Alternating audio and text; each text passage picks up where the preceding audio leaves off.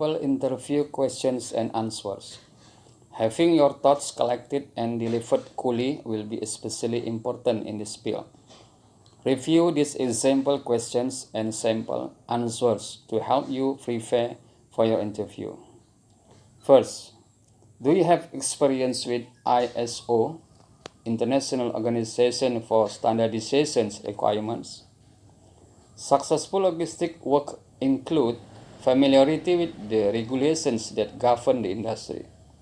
These questions introduce your potential employer to your familiarity with international standards set by the International Organization for Standardization. The employer wants to know that you adhere to industry standards and use recognized best practice.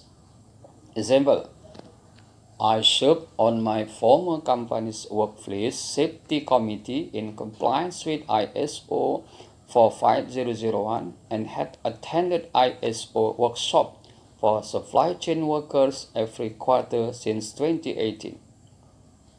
Number 2. How do you define logistic and transport? This question helps the interviewer evaluate your understanding of the logistic industry.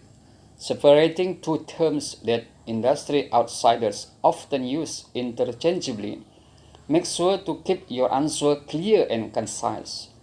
Example, transport, the moving of goods from one place to another, is a part of logistics. Logistics also includes packaging of products for storage, shipment, and the distribution network, which move product inside a company and outside to its customer. Number 3.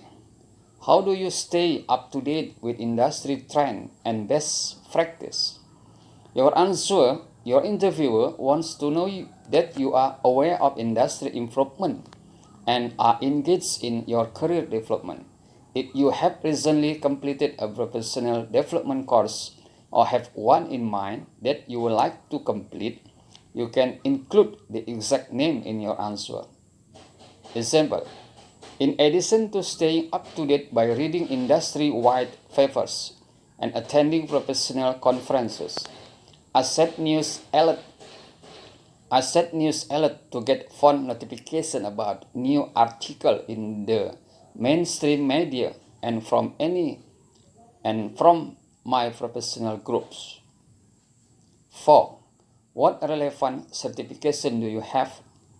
Being certified in your area of expertise shows that you are committed to being a subject matter expert and can be relied as a voice of authority in your work.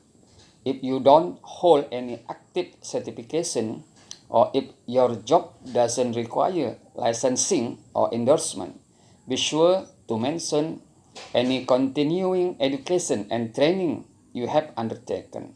Example, I am a certified supply chain professional and plan to take the Certified in Professional Inventory Management exam in 6 months through the Association for Supply Chain Management, or ASCM.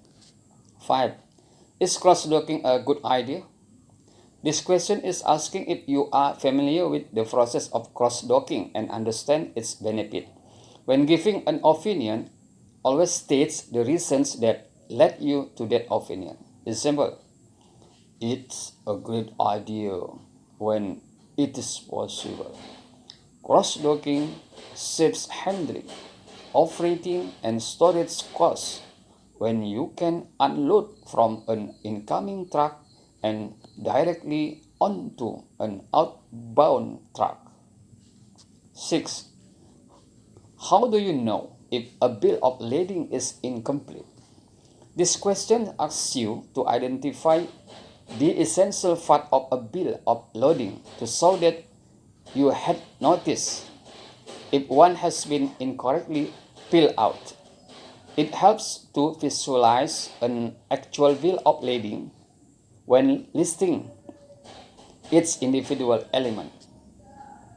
Example, its bill of lading needs to have ships and receipt names and addresses, account numbers or PO numbers, the date, the unit shift, packaging details, freight classification, and product detail including value, exact weight, common name, material, and hazard notice. How do you determine freight class? Your interviewer wants to know if you understand the 4 factors that contribute to freight class. Since freight classification affects shipping costs, be sure to demonstrate your understanding of the importance of freight classification. Example: freight classes are determined by the shipped goods, density, stowability, ease of handling, and liability associated with shipping the goods. Paying close attention to all of these factors means you can manage shipping costs to keep them in line with budgets. 8. Describe a situation where you had to deal with a customer complaint. Since many employers believe that past performance is the best indicator of future performance, they use behavioral prompts to see how you might act in a future situation. Don't worry if you can't think of an example that exactly matches the prompt. Focus on the main concept in the prompt, in this case, customers and complaint. Example: not too long ago, a residential customer sent an angry email complaining that an expected shipment was late.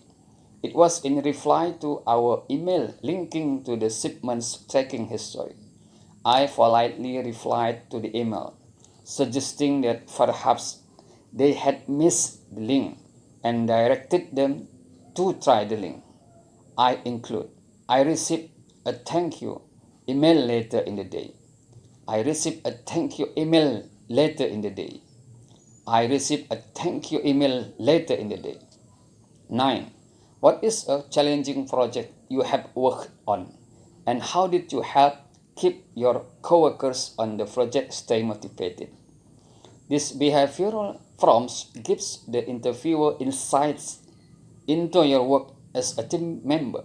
Talk about your abilities as a project team member and how you collaborate with your coworkers. Example: when the company was updating its websites last year, my manager asked me to head a committee of my peers to review the website's write-ups related to our department. Instead of dividing up the write-up and asking the group to go off and review them individually, I set up a series of short meetings with coffee, water, and snack. We had a round table meeting where we discussed the write-up. It allowed us to work together and hear what our teammates thought about the information being reviewed. Being prepared is the best thing to do. Ensure that your interview goes well. Be sure to research the company you are interviewing with. Refresh yourself on job-related terms and definition, and don't forget to practice your interview answers. You will never know beforehand exactly what your interviewer will ask, but you can be at ease answering a range of questions if you properly prepare. Thank you.